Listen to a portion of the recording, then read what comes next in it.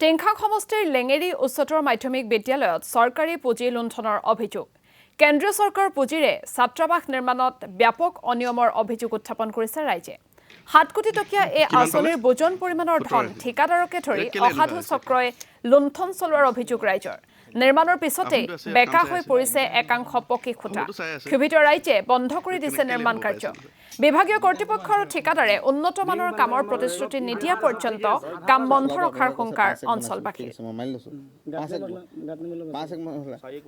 এই উচ্চতৰ মাধ্যমিক বিদ্যালয়লৈ ভাৰত চৰকাৰে দুটা হোষ্টেল নিৰ্মাণৰ কাৰণে টকা প্ৰদান কৰিছিল ইয়াত আমি যিসমূহ দেখিছোঁ বালিটো অত্যন্ত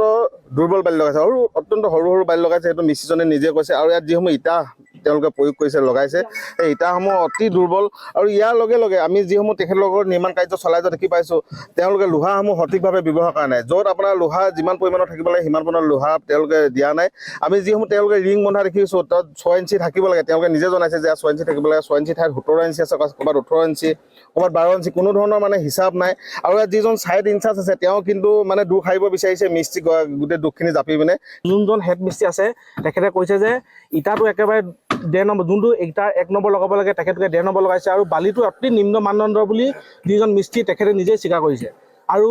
যিজন এইটো পোষ্ট যিটো বান্ধিব লাগে 6 ইঞ্চিত বান্ধিব লাগে সেইটো বান্ধিছে কিছুমান হৈছে 21 ইঞ্চি 22 ইঞ্চি 18 ইঞ্চি কিছুমান বান্ধিছে আৰু আমি লেঙেৰী আঞ্চলিক ছাত্ৰ সন্থা ইয়াত তীব্ৰ ভাষাৰে